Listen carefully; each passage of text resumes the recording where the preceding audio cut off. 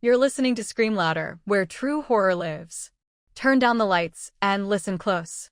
High above the roaring waters of the Tequendama Falls, just outside Bogota, Colombia, stands an elegant relic of another time.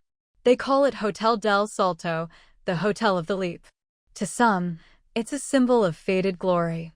To others, it's a doorway between the living and the dead. The story begins in 1923, when architect Carlos Arturo Tapias built the mansion as a luxury retreat for Colombia's elite. It stood proudly on the cliffside, overlooking the endless mist of the falls.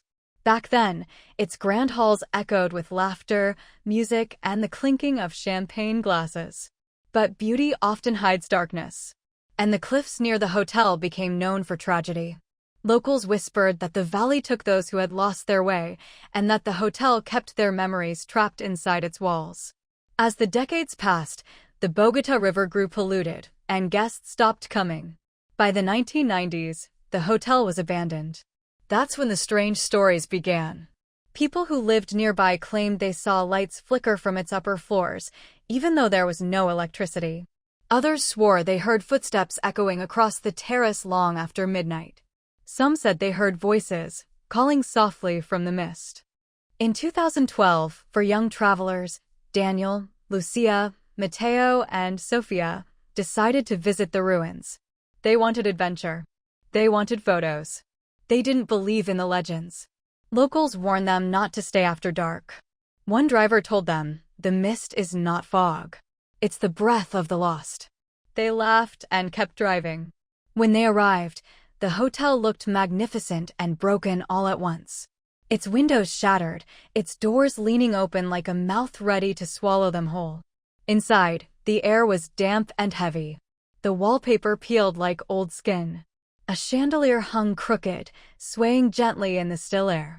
Daniel lifted his camera and began taking photos. Every flash revealed more decay, and something else. A figure. A shadow. Something that shouldn't have been there. Lucia whispered that she heard voices coming from the hall. Mateo touched the railing of the staircase and pulled his hand back, wet with something cold. Sofia laughed nervously, trying to hide her fear. Then they saw it, room 217. The door stood slightly open. Inside, there was almost nothing left. Just a single mirror, tall and cracked, leaning against the wall. Daniel lifted his camera. Through the viewfinder, he saw her, a woman in white, standing just behind them. He spun around. No one was there. But when he looked back at the mirror, the glass began to fog. Across it, words appeared slowly, as if written by an unseen hand. "You saw me fall." Panic spread through the group. They ran through the halls, but the corridors seemed endless, twisting, repeating, shifting. Every turn brought them back to the same mirror. The air grew colder. The sound of the waterfall grew louder, too loud. It was as if the entire building was breathing. Mateo shouted that someone was following them. Daniel turned and saw a pale figure standing at the end of the hall. Her hair hung wet across her face. Her dress shimmered with mist.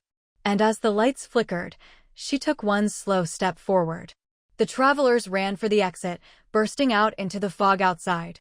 The night had come suddenly, the kind of night where you can't tell sky from ground. Shapes moved in the mist. Human shapes. Dozens of them, walking silently toward the cliff's edge. Men. Women. Children. Each one faded as they reached the falls, stepping calmly into the whiteness. Sofia screamed, but no one turned. Daniel stood frozen, unable to move. Then he felt a hand on his shoulder, cold and dripping. A voice whispered close to his ear. "You saw me fall." The next morning, Daniel was found alone near the road by a rescue team.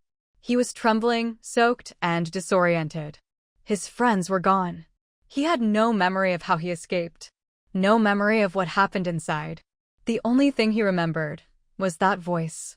Years later, when the hotel reopened as a museum, tourists started noticing things again. Footsteps on the upper floors. Mirrors fogging on their own.